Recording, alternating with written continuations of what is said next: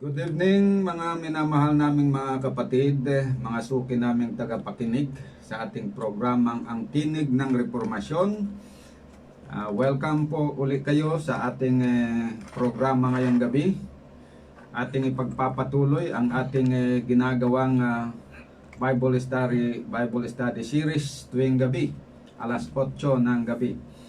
Ating binabati ang ating mga tagapakinig sa palibot dito na mga barangay dito sa Chaong at sa mga nasa ibang lugar, mga kapatid natin dyan sa Cavite, kung kayo ay nakikinig, mga kapatid natin dyan sa Santa Rosa, sa Lucena at sa iba pa. Good evening po sa inyong lahat. Sumasa inyo ang aking pagbati at greetings din po sa ating mga nakikinig ngayon sa ating live sa Facebook. Ako'y umaasa na ang Diyos ay sumasa atin lahat at tayong lahat ay nasa mabuting kalusugan. Sa ating pagpapatuloy po sa ating pag-aaral ngayong gabi ay ating isang guni muna sa panalangin ang kanyang mga salita na ating papag-aralan nang sa ganun ay maging malinaw na maintindihan natin. Amang Banar, sa kaitaasan po ng malangit, ngayong gabi ay narito po muli kami upang mag-aral ng inyong mga salita. Gabayan niyo po kami at bigyan kami ng matalas na pangunawa nang sa ganun ay madali naming maintindihan ang mga salita ninyo na aming papag-aralan. At gabayan, protektahan po ang aming mga tagapakinig sa radyo at ang mga nanonood sa Facebook. Gabayan niyo po kaming lahat at sumaamin nawa ang kapayapaan mula sa inyo. Pagpatawad niyo rin ang aming mga nagawang kasalanan at gawin niyong lagi kaming ligtas sa mga sakit at lahat ng mga kasamaan na nangyayari ngayon sa mundong ito. Ito po ang aking dalangin sa pangalan ng Panginoong Jesus. Amen. Okay, so pagpatuloy natin ang ating pag-aaral.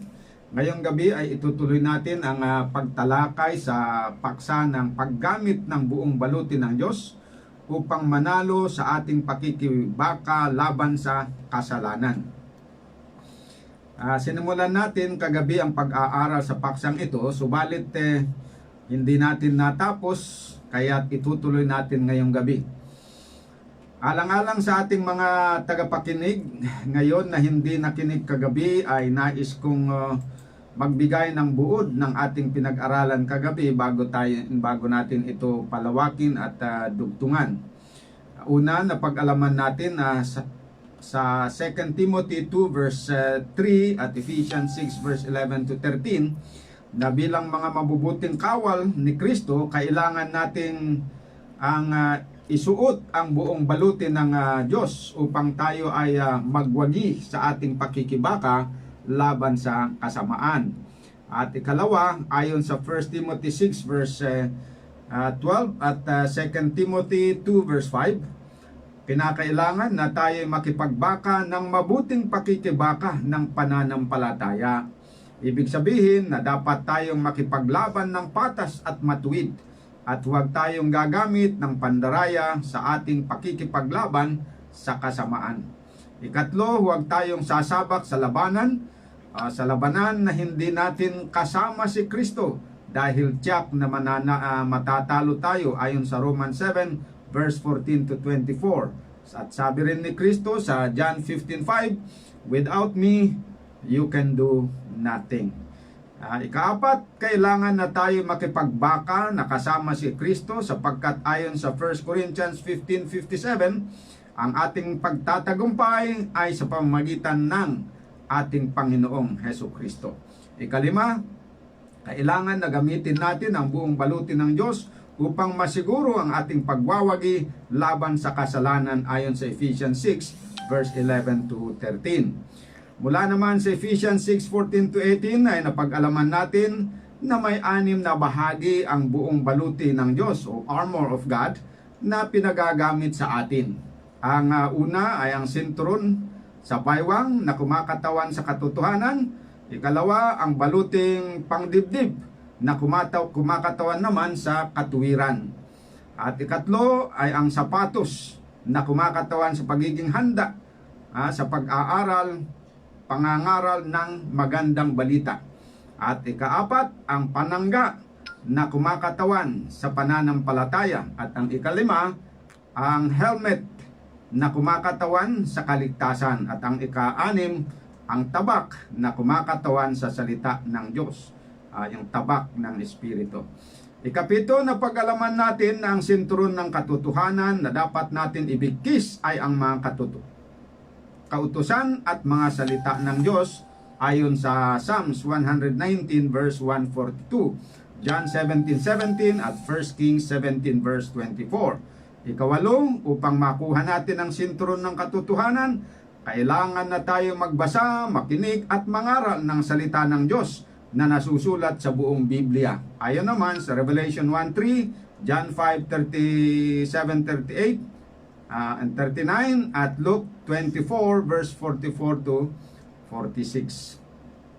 Ikasyam na pag-alaman natin sa 2 Timothy 3 verse 15 to 17 na malaking tulong ang pag-aaral ng mga salita ng Diyos sa ating pakikibaka sa kasalanan dahil sa pamamagitan nito ay napapalakas ang ating pananampalataya kay Kristo. Nakokorek ang ating mga maling pag-iisip, maling pananalita at maling mga gawa.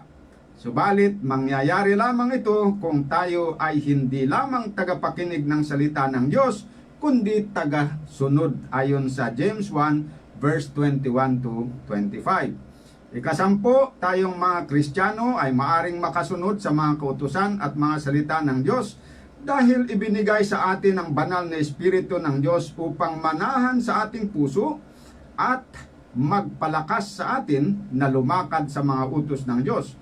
Ito ay ayon naman sa 1 Corinthians 3:16 at Ezekiel 36 verse 26 and 27. Ikalabing-isa, ang mga salita ng Diyos ay hindi lamang ito sinturon ng katotohanan, kundi ito ang tabak ng Espiritu Santo ayon sa Ephesians 6 verse 17 na dapat nating gamitin sa ating pakikibaka sa kasamaan. Dito po natin simulan na palawakin ang ating pangunawa ukol sa buong baluti ng Diyos na pinapagamit sa atin upang tayo'y magwagi sa ating pakikipaglaban sa kasamaan. Sabi ng Hebrews 4 verse 12, sapagkat ang salita ng Diyos ay buhay at mabisa at matalas kaysa alinmang tabak na may dalawang talim at bumabaon hanggang sa paghihiwalay ng kaluluwa at espiritu ng mga kasukasuhan at ng utak at madaling kumilala ng mga pag-iisip at mga haka ng tao. Ang salita ng Diyos ayon dito ay buhay at mabisa at malakas kaysa alinmang tabak na may dalawang talim.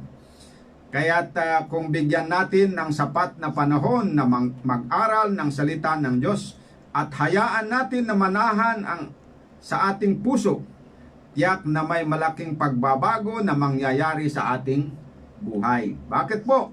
Sapagkat ang mga salita ng Diyos, ang tabak ng Espiritu na kanyang gagamitin upang putulin ang mga ugat ng kasalanan na dating gumagapos sa atin at dinadala tayong bihag sa ilalim ng kautusan ng kasalanan na nasa aking mga sangkap. Ang kasalanan na sinasabi sa Romans 7 verse 17, verse 20 and verse 23 na tumitira sa ating laman, bagaman mananatili pa rin sa ating makasalanang laman habang tayo ay nabubuhay, ngunit kapag naputol na ang mga ugat nito na gumagapos sa atin, tayo ay mapapalaya sa kapangyarihan ng kasalanan. Kaya't ang mga mabubuting bagay na ninanais natin noon na gawin, na dati ay hindi natin magagawa, ay magagawa na natin sa kapangyarihan ng banal na Espiritu ng Diyos. At yung mga masasamang bagay na ayaw natin gawin, o hindi natin, yung ayaw natin gawin, Ngunit dati ay ginagawa pa rin natin dahil sa utos ng kasalanan, ay hindi na natin ginagawa ngayon sa tulong pa rin ng banal na Espiritu Santo. Bakit? Sapagkat napalaya na tayo. Once na ang ugat ng kasalanan ay sa ating puso ay pinutol na ng banal na Espiritu. Pinagpuputol na niya sa pamagitan ng salita ng Diyos na matalas pa kaysa ibang tabak na dalawang talim. Once na naputol na, yun na ay wala na pong kapangyarihan na panghawakan o alipinin pa tayo. Okay, ang tanong, totoo ba na ganito talaga ang nangyayari sa mga Kristiyanong nag-aaral at naniniwala at sumusunod sa salita ng Panginoon? Totoo po mga kapatid. Yan. Nangyari po ito sa buhay ng maraming tao. At hindi na po ako magbibigay ng halimbawa ng malayo. Ang gagamitin kong halimbawa po ngayong gabi ay yung karanasan mismo ng aking tatay. Siya po dati ay naging alipin ng paglalasing at katakawan sa karne. Lasinggo po talaga ang tatay ko at matakaw sa karne. Ngunit noong siya po ay natutong mag-aral ng salita ng Diyos at sumampalataya kay Panginoong Hesus, siya po ay pinalaya ng Diyos sa pang-aalipin ng katakawan at kalasingan. Kaya't huminto po siya sa pag-iinom ng alak at paglalasing at huminto na rin siya sa kanyang katakawan sa karne. Ang nangyari, siya po ay naging matino, hindi na umiinom, hindi na rin po siya kumakain ng karne, naging vegetarian na po siya. Kaya tama ang sabi ng Bible ng salita ng Diyos, ang tabak ng Espiritu na ginagamit upang palayain tayo sa pang-aalipin ng kasalanan. Hindi lang yung tatay ko ang ebidensya dyan. Napakarami pong Kristiyano yan ang magpapatunay na talagang makapangyarihan ang salita ng Diyos. Puputulin niya yung tanikala ng kasalanan na ginagamit upang gapusin tayo at laging dalhin sa pagsalangsang sa kautusan. Okay, dadako po tayo sa ikatlong sangkap ng balutin ng Diyos na pinapagamit ng Diyos sa atin. Ito po ay ang sapatos na kumakatawan sa pagiging handa sa pangangaral ng magandang balita. Ayon sa Ephesians 6 verse 15. Paano naman po natin gagamitin ang sapatos ng pagiging handa sa pangangaral ng magandang balita sa ating gawain bilang mabubuting kawal ni Kristo? Ganito po mga kapatid, tandaan po natin na ang ating gawain pakikibaka sa kasalanan ay hindi lamang para sa ating personal na kalayaan sa kasalanan, kundi para din sa kalayaan ng ating kapwa. Gusto ng Diyos na ang lahat ay maligtas at dumating sa kaalaman ng katotohanan. Ito ang sinabi sa 1 Timothy 2 verse 3 to 4. 1 Timothy 2 verse 3 to 4. Ito'y mabuti at nakakalugod sa paningin ng Diyos na ating tagapagligtas, na siyang may ibig na ang lahat ng mga tao'y maligtas at makaalam ng katotohanan. Sapagkat may isang Diyos at may isang tagapamagitan sa Diyos at sa mga tao, ang taong si Kristo Jesus, na ibinigay ang kanyang sarili na pangtubos sa lahat, na pagpapatutuong mahahayag sa sariling kapanahunan. So yan po mga kapatid, nais ng Diyos na ang lahat ay maligtas at makaalam ng katotohanan. Okay, bakit? Sapagkat lahat ay tinubos ng Diyos sa pamagitan ni Kristo. So, ibig ng Diyos na ang lahat ng mga tao ay maligtas. At upang ang lahat ay maligtas, dapat silang makaalam ng katotohanan. Anong katotohanan dapat nilang malaman upang maligtas? Ito ay ang katotohanan ng Ebanghelyo ayon sa Colossians 1 verse 4 and 5. Basahin po natin. Nagpapasalamat kami, sabi ni Pablo, sa Diyos sapagkat nabalitaan namin ang inyong pananampalataya kay Kristo Jesus at ang patungkol sa pag-ibig ninyo sa lahat ng mga banal. Ang pananampalataya at pag-ibig na ito ay dahil sa pag-asang nakalaan para sa inyo sa kalangitan na unay inyong narinig sa salita ng katotohanan ng Ebanghelyo. Nagpapasalamat po si Pablo dahil sa kanyang nabalitaan na pananampalataya ng mga Kristiyano na taga-Kolose. At ganun din ang kanilang pag-ibig sa kanilang kapwa Kristiyano na tinawag niya ng mga banal. At kailan daw sila nagkaroon ng ganitong pananampalataya at pag-ibig? Ito ay nagsimula noong narinig nila ang salita ng katotohanan ng Ebanghelyo. Ibig sabihin na ang katotohanan na dapat malaman ng mga tao upang sila'y mga ligtas ay ang Ebanghelyo. Alam ito ni Jesus, kaya't nagbigay siya ng tagubilin sa kanyang mga alagad na dapat nilang ipangaral ang Ebanghelyo sa lahat ng tao. Basahin po natin ang Mark 16 verse 15 and 16. At sinabi niya sa kanila, magsiyaon kayo sa buong sanglibutan at inyong ipangaral ang Ebanghelyo sa lahat ng pinapal. Ang sumasampalataya at mabautismuhan ay maliligtas. Datapwat ang hindi sumasampalataya ay parurusahan. Ayan po ang sinasabi dito. Ayon kay Jesus, ang mga tao dito sa mundo ay maliligtas kung sila ay sumasampalataya sa katotohanan ng Ebanghelyo at mabautismuhan. Yung kaligtasan dito na pinag-uusapan, yung maliligtas, yung future na salvation. Yung pagpasok nila sa kaharian ng Diyos at saka yung actual na pagbabago ng kanilang namamatay o mortal na katawan gagawing immortal. At dadalhin sila doon sa kaharian ng Diyos. Pagkatapos na umakyat sila doon sa langit, sila po ay ibabalik dito sa lupa. Pagkatapos na linisan ng Diyos itong lupa na ito, alisin ang lahat na masasama, linisan niya, gawin niyang bagong lupa, at dito na po niya patitirahin ang mga naligtas, at dito na po ang kanilang tirahan o tahanan magpakailanman.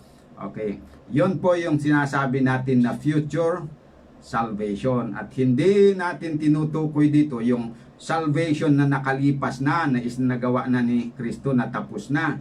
At saka hindi rin ito yung kasalukuyan ngayon na ginagawa na salvation, kundi yung future na salvation. So dito po kailangan ang tinatawag na sapatos ng pagiging handa sa pangangaral ng magandang balita ng kapayapaan. Okay, kung sinuot natin ang sinturon ng katotohanan, ang buluting pangdibdib, ang panangga ng pananampalataya, ang helmet ng kaligtasan, at ang tabak ng salita ng Diyos, ngunit wala tayong sapatos ng pagiging handa sa pangangaral ng magandang balita, lalabas na sarili lamang natin ang ating mahal at gustong iligtas. Makikita na tayo ay walang pagmamahal sa ating kapwa dahil hindi natin sila iniisip na iligtas sa pamamagitan ng pangangaral sa kanila ng Ebanghelyo. Ayan, so hindi po tama yon para na isipin lang natin ang ating sarili.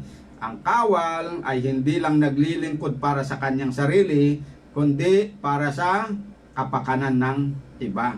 Yon po ang gusto ng Panginoon sa bawat Kristiyano, na magiging kawal at hindi porke sila ay medyo na-safety na ang kanilang sarili, napalaya na sa kasalanan, nanampalataya na sila, meron na silang pag-asa ng buhay na walang hanggan, ay makontento na sila at pabayaan kanilang kapwa. Hindi po tama yon.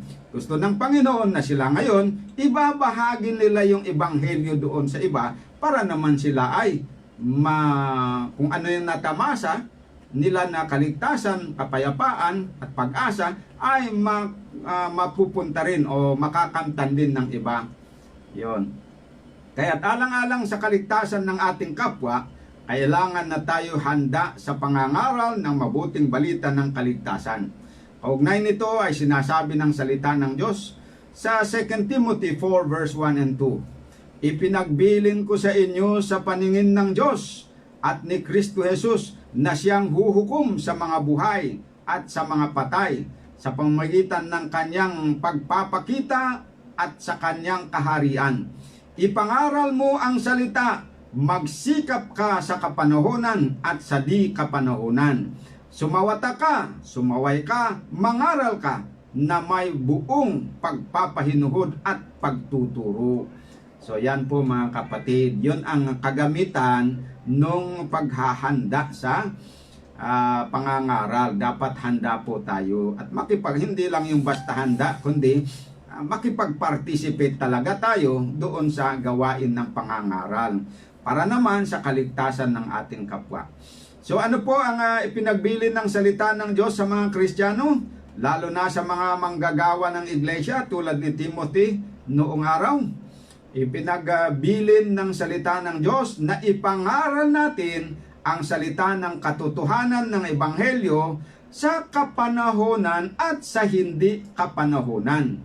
Sabi sa English na in season and out of season. Yan mga kapatid. Alang-alang sa ikaliligtas ng ating mga kapwa. Ito po ang paraan kung paano natin gamitin ang sapatos ng pagiging handa sa pangangaral ng mabuting balita. Ayan. So dadako naman tayo dito sa ikaapat na bahagi ng baluti ng Diyos. Ito ay ang panangga na kumakatawan sa pananampalataya. Talakayin naman natin ito. Ang pananampalataya ay inihalin tulad sa panangga o shield. Bakit po mahalaga ang panangga ng pananampalataya sa ating pakikibaka laban sa mga pamunuan ng masasamang espiritu sa kalangitan? Sapagkat tulad ng mga mandirigma noong araw na ang gamit sa digmaan ay palaso, tabak at sibat, ang panangga ang tinatawag nila na first line of defense na ginagamit sa pakikibaka. Kaya't sabi ng salita ng Diyos sa Ephesians 6:16, lagi ninyong gawing panangga ang pananampalataya na siyang papatay sa lahat ng nagliliyab na palaso ng masama. Okay. So lagi daw nating lagi nating gawing panangga ang pananampalataya, hindi lang paminsan-minsan kundi palagihan. Sapagkat kung palagihan, pwede natin daw gamitin ito na pangpatay sa lahat, hindi lang sa iilan o kakaunti, kundi sa lahat ng mga palaso ng masasama na nagliliyab pa ang sabi dito. So, ano ang ibig sabihin ng palaso? Ang palaso ng masama ay kumakatawan sa mga iba't ibang tukso na ipinupukol sa mga Kristiyano na ang layunin ay upang sila ay magduda sa Diyos at sumaway o lumabag sa kanyang mga kagustuhan. Pag sinabing nagliliyab na palaso, pag ang idea ng liliyab apoy mainit. Okay? Ibig sabihin na mga matitinding pagsubok na masasaktan ka talaga kapag tumama sa iyo. Tulad ng literal na nagliliyab na bagay na pag sumagi sa balat ay masakit talaga. So, ang halimbawa ng nagliliyab na palaso ng masama ay ang mga masasakit na salita at mga masasamang patibong ng mga taong hindi nakakakilala sa Diyos na ang may pakana naman nito ay ang mga demonyo. Basahin po natin ang paliwanag ng Psalms 120 verse 2 to 4. Sabi dito, iligtas mo ang aking kaluluwa o Panginoon sa mga sinungaling na lahi. Hindi lahi, labi. Sinungaling na labi. At mula sa mandarayang dila. May mga mandarayang dila. Anong may ibibigay sa iyo at anong magagawa pa sa iyo, ikaw na mandarayang dila? Mga hasang pana o palaso ng makapangyarihan at mga baga ng enebro. Inahintulad itong mandarayang dila sa isang hasang pana o palaso. Ayan. Psalm 64 verse 2 to 5. 2 to 4. Ikubli mo ako sa lihim na payo ng mga manggagawa ng kasamaan, sa panggugulo ng mga manggagawa ng kasamaan, na siyang nangaghasa ng kanilang dila na parang tabak. Itong mga masasama daw, inahasa nila ang kanilang dila na parang tabak at pinahilagpus ang kanilang mga palaso Pinahilagpos ang kanilang mga palaso o pana sa makatuwid bagay ang masasakit na salita. So itong mga lumiliyab na palaso na ito ay tinutukoy dito ng masasakit na salita. Yan. Okay, so naranasan ba ninyo ang makarinig ng mga masasakit na mga salita? Naranasan din ba ninyo yung mga nanggugulo sa inyong matahimik na buhay? Ang mga yan ang halimbawa ng mga nagliliyab na mga palaso o pana ng masama. Ngunit sampol lang yan. Marami po ang mga patibong ng kaaway. Ngunit gaano man karami ang nagliliyab na palaso ng kaaway, mayroong ibinigay ang Diyos na pwede nating pangkontra o pangpatay sa mga yan upang hindi tayo matalo sa labanan. At ito ay ang panangga ng pananampalataya na siyang papatay sa lahat ng nagliliyab na palaso ng masama. Kapag tayo po ay binabato ng mga masasakit na mga salita, inaalipusta, tinutuya at hinahamak, alalahanin natin na si Satanas ang nasa likod ng mga ito. Sa layunin na tayo ay masaktan, sasama ang ating loob at magagalit. Yan ang objective niya doon. At kapag nagalit na tayo, itutulak na niya tayo na gagawa ng masama laban sa ating kapwa. Magsasalita din ng masama, may mga action tayo na hindi tama. Merong nanununtok, may nananabunot, yan. Tapos meron pa yung nagsisigaw, ayan, nagbabanta. Marami ang magagawa ng isang taong galit. Ayan, na alam natin na kasalanan. Yung mismong magalit mismo, kasalanan na yun . Sa ganitong sitwasyon, kailangan na labanan natin ang tukso na ito sa pamamagitan ng pananampalataya at pairalin natin ang ating pagpipigil. Yan po. Sabi ng 1 Peter 5:8-9, kayo'y maging mapagpigil, kayo'y maging mapagpuyat. Ang inyong kalaban na dyablo na gaya ng leong umuungal at ay gumagala na humahanap ng masisilan niya. Ayan.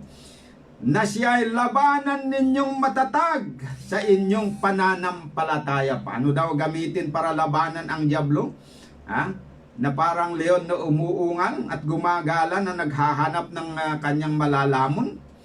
Sabi dito, labanan ninyong matatag sa inyong pananampalataya. Yamang inyong nalalaman na ang mga gayong hirap ay nagaganap sa inyong mga kapatid na nangasa sanglibutan. So paano po natin labanan ang tukso ni Satanas sa pamagitan ng pananampalataya? Pag tayo po'y ginagalit, tayo'y sinasaktan, mga kapatid, tularan po natin ang ginawa ni Jesus noong siya ay nasa ganyang sitwasyon ng paghihirap. Ayan. Basahin po natin ang 1 Peter 2 verse 22-23. Na siya ay hindi nagkasala o kinasumpungan man ng daya ang kanyang bibig.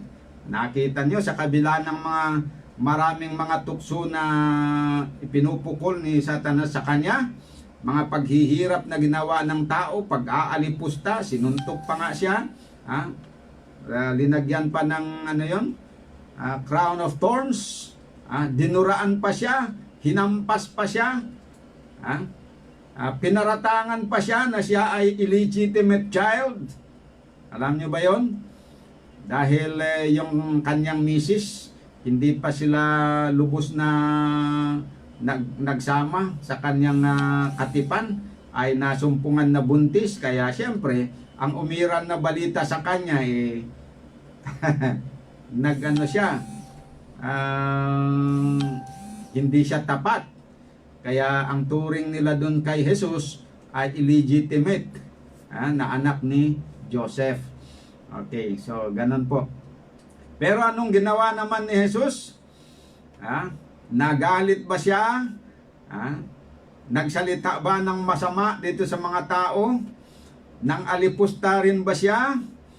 Nagbabanta rin ba siya? Hindi po. Sa verse 23 sabi, nang siya ay alipustahin, ay hindi gumanti ng pang-alipusta. Ayan. Nang siya ay magbata o maghirap, ay hindi nagbanta. Ayan. He threatened not, kundi ipinagkatiwala ang kanyang sarili doon sa humahatol ng matuwid.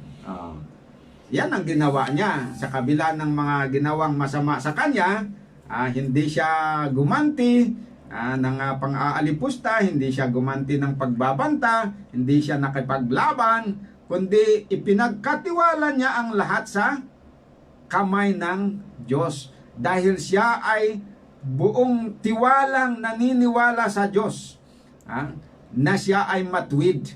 At kung dito man sa korte sa langit ay hahatulan siyang masama, naniniwala siya na ang Panginoon doon sa langit hahatulan siyang matuwid. Ayan.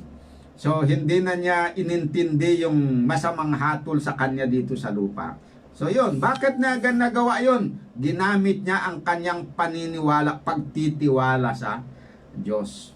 Bagamat siya ay inaakusahan na makasalanan, nagkasala at dapat mamatay, pero hindi nag-waver yung kanyang hindi siya nagduda sa Panginoon. Nagtiwala pa rin na ang Panginoon ang God will vindicate his cause. So ang ibig sabihin ay ipinagkitiwala ang kanyang sarili doon sa humahatol sa kanya. Basta nanalangin na lang siya. Tandaan ninyo nung siya po ay pinahirapan doon sa cross, pinanalangin pa niya yung mga mga nagpako sa kanya. Ayan. Yan ang lagi niyang ginagawa. Kasi buo ang kanyang pagtitiwala sa kanyang Ama. Hebrews 5 verse 7, anong sabi? Na siya sa mga araw ng kanyang laman ay naghandog ng mga panalangin at mga daing na sumisigaw ng malakas at lumuluha doon sa may kapangyarihang makapagligtas sa kanya sa kamatayan, at siya ay dininig dahil sa kanyang banal na takot. Yan ang ginawa po ng ating Panginoong Hesus. Hindi niya in-entertain ang anumang mga pagdadalawang isip, kundi buo ang kanyang pagtitiwala sa kanyang Ama. Hinayaan na kahit na siya ay pagbintangan ng anuman dito, basta ang alam niya, inayos niya, naniniwala siya sa Panginoon. Hindi siya nagdadalawang isip sa pag-ibig ng Diyos sa kanya. Okay, ganon din ang dapat nating gawin. Lagi tayong lumapit sa Diyos sa panalangin, and by faith, ipagkatiwala natin ang ating sarili sa Kanya, at paniwalaan natin na siya ang mag-aayos ng buhay natin. James 4 verse 7 and 8 sabi, pasakop nga kayo sa Diyos, datapwat labanan ninyo ang dyablo, at tatakas siya sa inyo. Ayan, ang ibig sabihin, pag mayroong taong nag-aalipusta sa atin, gumagawa ng masama, sinasaktan tayo, huwag tayong mainis, huwag nating ipagtanggol ang ating sarili, pag naalipusta tayo, huwag tayong mang-alipusta sa kanila, huwag tayong gaganti. Ayan, yan ang paraan kung paano natin labanan sa pamagitan ng pananampalataya. Ayan. Araw-araw at gabi ay ipagkatiwala natin ang ating buhay sa Kanya, at hilingin na patnubayan tayo ng Kanyang banal na Espiritu, at ingatan tayo na huwag magkasala. I-claim natin yung pangako sa Jude 1 verse 20 to 24. Sabi dito, ngunit magpakatatag kayo mga minamahal sa inyong kabanal-banalang pananampalataya. Manalangin kayo sa tulong ng Espiritu Santo. Yan po ang ating gagawin. Halimbawa, merong susuntok sa atin. Manalangin tayo. Huwag tayong makipagsuntukan. Manalangin lamang sa Panginoon at ipagkatiwala ang ating buhay. Manatili kayo sa pag-ibig ng Diyos habang naghihintay kayo sa ating Panginoong Hesus, na nagkakaloob sa inyo ng buhay na walang hanggan dahil sa kanyang habag sa atin. 24, sa Kanya na makapag-iingat sa inyo upang hindi kayo magkasala. O, anong gagawin ng Panginoon? Kaya niya tayong ingatan na hindi magkasala. So, pero huwag nating hintayin na pag tinutukso tayo, saka pa tayo manalangin. Ang pinakamaganda doon, araw-araw, umaga at hapon, ay ipagtagubilin na natin, ipagkatiwala na natin ang ating sarili sa Panginoon at hayaan natin na siya ang gagabay sa atin para prepared na tayo at is na tayo whenever na may tukso na darating, na condition na yung katawan natin na hindi na basta-basta magagalit o basta-basta susuntok o lalaban. Sapagkat itong pakikibaka natin, hindi physical ito spiritual ito, kaya hindi dapat haluan ng actual na laban. Hindi pwedeng haluan ng actual na laban. Spiritual na pakikibaka po ito. Ayan mga kapatid, ang tama. Okay. Ngayon, dadako naman tayo dito sa ikalima at ikaanim na balutin ng Diyos. Ito ay tungkol sa baluting pangdibdib na tumutukoy sa katuwiran at ang huli ay yung tinatawag na helmet of salvation. Helmet ng kaligtasan. Okay.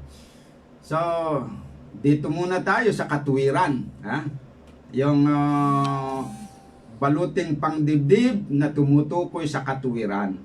Ito po ay tumutukoy doon sa katuwiran ni Kristo, hindi yung ating katuwiran. Yung katuwiran ni Kristo na sakdal na binuo niya nung siya po ay nandito sa lupa sa loob ng 33 and a half years. Mula nang siya na ipanganak hanggang sa kanyang kamatayan. Alalahanin natin na nung siya ay dumating, sinabi niya na siya yung tagapagligtas ng sanglibutan ayon sa John 4 verse 42 at 1 Timothy 4 verse 10. At bilang tagapagligtas ng sanglibutan, lininaw niya doon sa Matthew 5 verse 16 and 17 na isa sa kanyang misyon bilang tagapagligtas ay tuparin ang mga kautusan ng Diyos at ang mga sinulat ng mga propeta. Okay, yon po ang kanyang isa sa kanyang misyon o layunin na gagawin. At ayan, kaya niya ginagawa yon, kaya yon ang nagiging layunin niya dahil yon ang isang paraan para gagawa siya ng kaligtasan para sa lahat ng mga tao. Ayan. Bakit? Anong klaseng kaligtasan naman ito? Ito ay tungkol doon sa pagkakaroon ng buhay na walang hanggan. Bakit kailangan po yan? Sapagkat alam po natin na ayon sa Romans 6:23, lahat po ng tao ay nagkasala. At ayon naman sa Romans 3 verse 9 to 11, dahil sa nagkasala, sila ay nagkulang doon sa kalulhitian ng Diyos, nagkulang doon sa standard ng Panginoon, kaya't sila po ay hindi inaring ganap dahil sa kanilang gawa. Dahil hindi nga sila nakagawa na nakasunod ng sakdal, kaya hindi po sila pwedeng ituring o ariin na ganap. Meaning to say, dahil hindi sila ganap, walang qualified na tao na tumanggap ng buhay na walang hanggan. Bakit? Dahil ang condition para ang isang tao ay maging karapat dapat na tumanggap ng buhay na walang hanggan, ayon sa Matthew chapter 19 verse 17 and 18, ay walang iba kundi yung pagsunod sa kautusan ng Diyos. Sabi ni Kristo doon sa Hudyo na mayaman na nagtatanong, if thou wilt enter into life, keep the commandments. Yon. Gusto mo na makamtan ang buhay na walang hanggan? Sa legal na proseso, legal na paraan, kailangan na sumunod ka sa lahat ng kautusan ng Diyos. At yung pagsunod na yon dapat 100%. Kasi sabi ng James 2 verse 10, if you keep the whole law and yet offend in one point, you are guilty of all, and therefore you are counted as a transgressor. You are not a righteous person. Yan. At dahil lahat po ng mga tao ay nagkasala, walang matuwid. So disqualified lahat na tumanggap ng buhay na walang hanggan. Ngayon, doon nila kailangan na merong magligtas sa kanila. May magbigay sa kanila ng buhay na walang hanggan. Dahil kung wala, mamamatay sila. At pag mamatay sila, wala silang pag-asa ngayon na mabuhay muli. Yon. So, yon ang dahilan kung bakit si Kristo kailangan na tuparin niya yung kautusan. At ang magandang balita doon, nagtagumpay siya.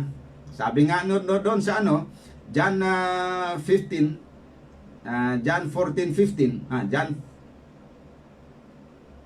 John 14:15 o 15 verse 10. Sabi doon, I have kept my father's commandment. At doon naman sa 1 Peter chapter 1, ano ba yun? 1 Peter chapter 2, verse 22 to 23, na sabi doon na hindi siya nagkasala kahit sa isip. 2 Corinthians 5 verse 21, sinasabi din na hindi siya nagkasala. Ayan. So yun. At dahil naging sakdal yung kanyang pagsunod, mababasa nyo doon sa Hebrews 5 verse 8 to 10, na yung pagsunod ni Kristo ay nagiging sakdal. At dahil sakdal, yun ay na-qualify siya ngayon na tumanggap ng buhay na walang hanggan.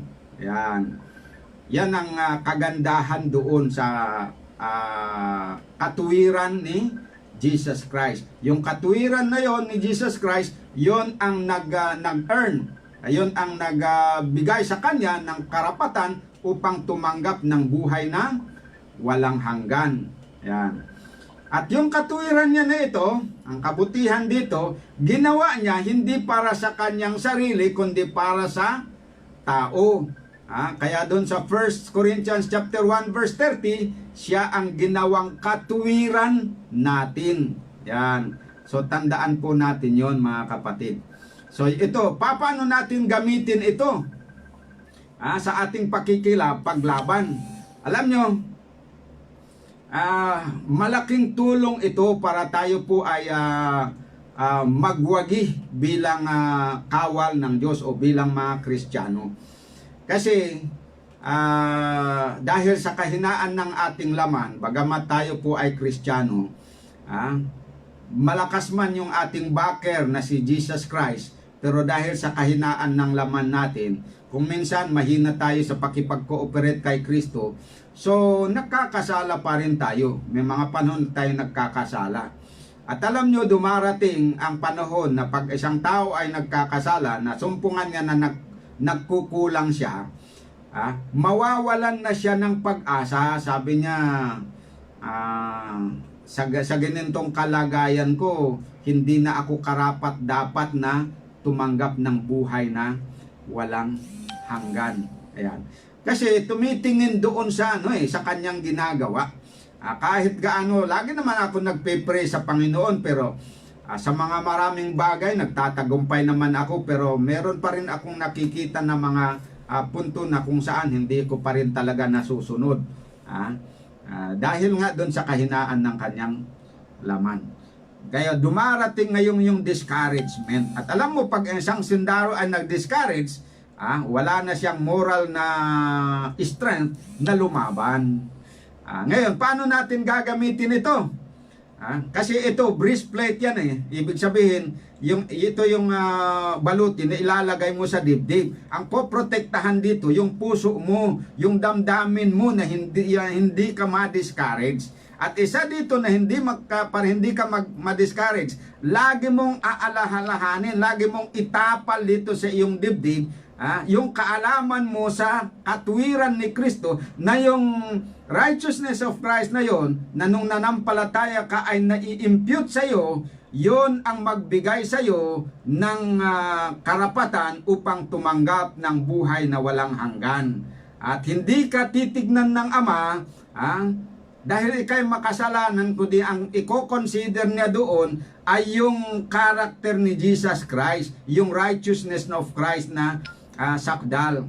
At tatanggapin ka, hindi dahil sa mabuti mong gawa, kundi batay doon sa merito ng katwiran ni Kristo na tinanggap mo nung ikay nanampalataya. Yan, pag laging naitatapal yan sa puso mo yan, hindi ka madi-discourage. Kasi meron kang doon nakasalala yung pag-asa mo na magkaroon ka ng buhay na walang hanggan. So hindi ka ngayon mag-give up. Intact pa rin lagi yung inyong pag-asa. Regardless kung ikaw ay magkulang man, mabagsak man, para mga ma-knockdown, bangon ka pa rin. Kaya nga sabi ni Solomon, a righteous man may fall 7 times and yet rise again. He knows no defeat.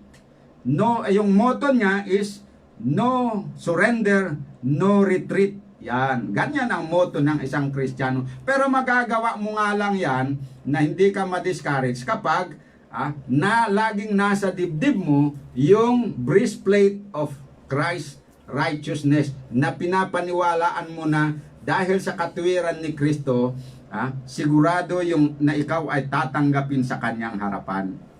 Yan mga kapatid ang katotohanan. Paano naman itong yung helmet of salvation? Yung helmet of salvation naman, saan linalagay yung helmet? Dito sa ulo. Okay. Dito naman sa ulo, ilalagay yung helmet, protection sa ulo yan.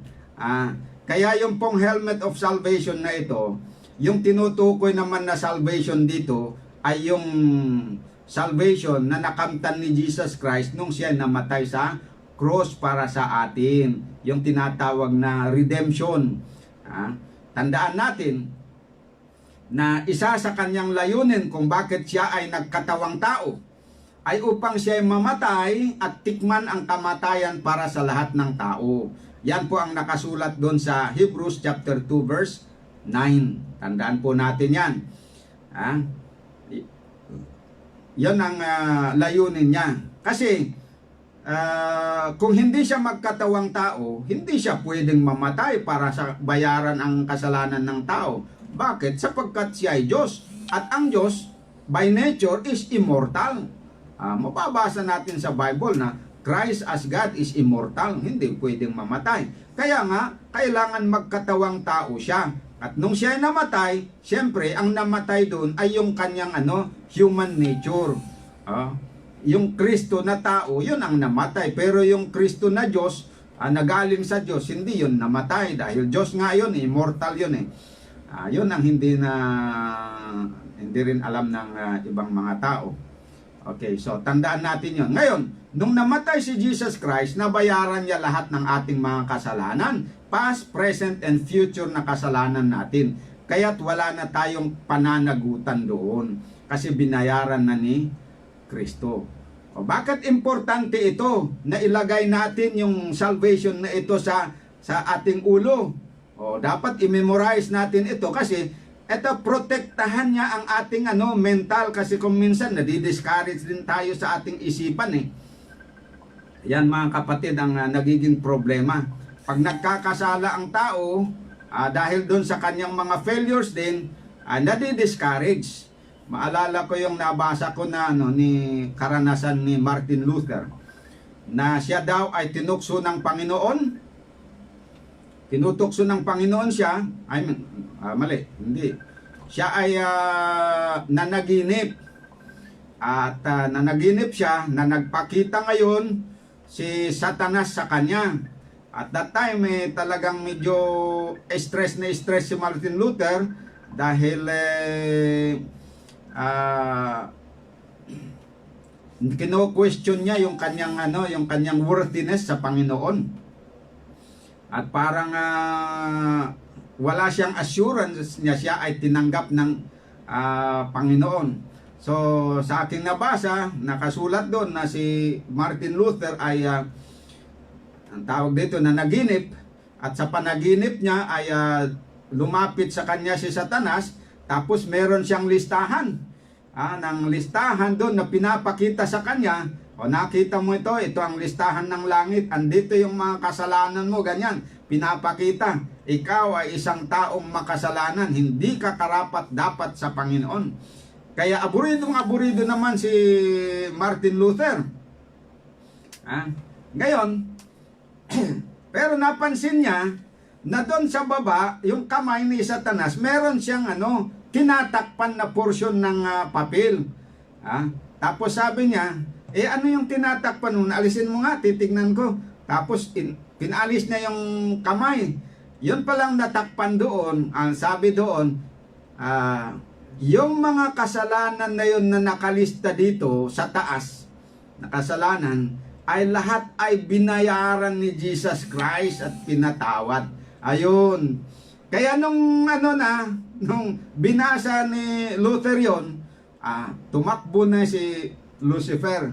Na-loss na yung kanyang power. Ayan.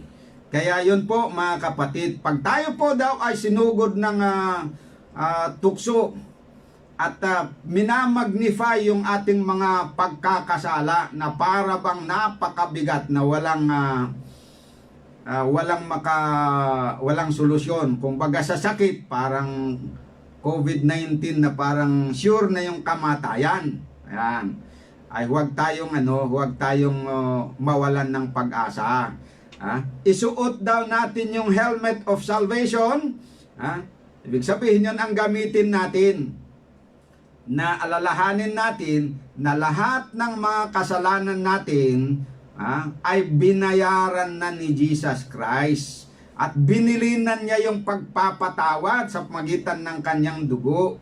At dahil doon, anumang kasalanan ng ating nagawa, ang hinihiling niya sa atin ay aminin lang natin at sumampalataya tayo na kanyang binili yun, na binayaran yon, at tayo po ay papatawarin ng Diyos. Ayan. Yan po ang papaano natin gamitin. Yung pag naalala natin yon, sinampalatayanan natin na yung kasalanan natin ay tinubos na ni Kristo, pinagbayaran na niya lahat. Anong mangyayari doon sa ulo natin? Pag linagay natin yung helmet of salvation, mawawala na yung problema, yung mabigat, mapapalitan na ng alin? Kapayapaan, dahil mararanasan na natin yung tunay na pagpapatawad ng Diyos. At once na napatawad na tayo sa ating mga kasalanan, tinatakan na yung ating libro doon sa langit. Kahit gaano kahaba yung listahan ng kasalanan natin, pag inadmit natin at kinonfess natin sa Panginoon yan, hindi natin pinagtatakpan, tatatakan yan ng Panginoon ng pardon. Bawat item doon ng kasalanan, lalagyan niya ng pardon. Kagaya lang ng tayo ba'y nakautang doon sa store, tapos ang haba ng utang natin doon. Pagkatapos pagbayaran ni Kristo, siyempre pag nabayaran yan, anong gagawin nun ng may-ari ng store? Di tatatakan niya ng paid. Wala na, hindi na tayo hahabulin doon sa ating utang kasi nabayaran na. In the same way, ganun din ang gagawin po ng langit. Once na ating binigay yung ating kasalanan sa Panginoon, at tinanggap natin at hiningin natin ang kapatawaran, yan, papatawarin ng Panginoon, tatatakan ang listahan ng ating mga utang doon sa libro sa langit, nang bayad na, patawad na. Kaya hindi lang ganon, doon, maire-reflect dito sa ating isipan bilang patutuunan na paid na yung kasalanan natin doon sa langit. Dito sa ating isip, tatanggalin na rin ng banal na espiritu yung remorse, yung guilt doon, para makaranas tayo ng tinatawag na kapayapaan.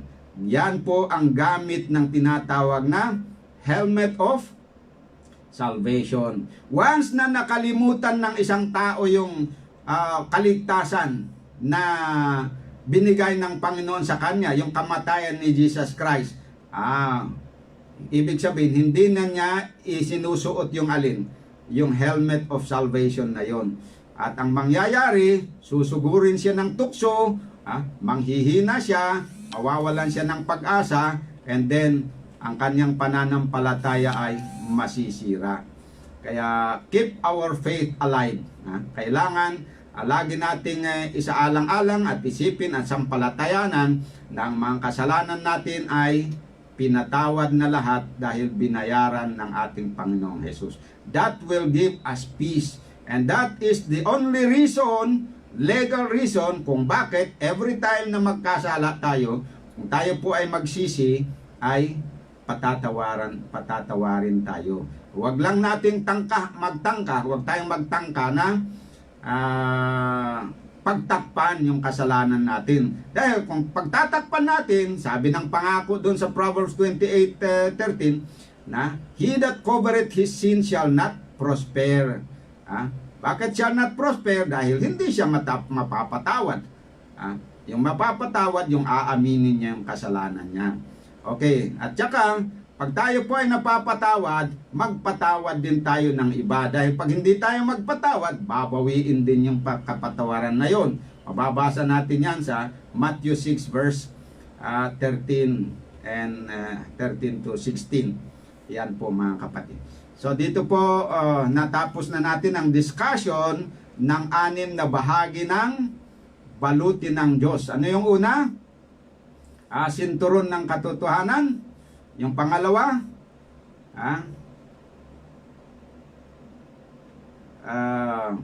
ano ba? Hindi na, kahit na hindi na yung in order, hindi ko na memorize yun Okay. Sinturon ng katotohanan, sapatos ng paghahanda ng pangangaral na ebanghelyo, ano pa? Yung breastplate of righteousness, yung helmet of salvation, at ano pa yung shield of faith, at saka yung sword, the sword of the spirit, tabak ng espiritu, which is the word of God. So yon po yung 6 mga kapatid. Sana po ay itong pag-aaral natin ay nakatulong po sa inyo, at good luck sa inyong lahat mga minamahal na mga kapatid. Umaasa ako na itong napag-aralan natin ay gagamitin talaga natin sa aktual na araw-araw na ating pamumuhay. Isa kabuhayan po natin yon, and there is the assurance that we will be victorious at the end. Ayan po mga kapatid. Tapusin po natin ang ating Bible study ngayong gabi sa magitan po ng isang panalangin. Dakilang Diyos, maraming salamat po sa liwanag ng katotohanan na inyong tinuro sa amin sa gabing ito. Salamat at tinuruan nyo kami kung paano namin gamitin ang armor na binigay nyo sa amin.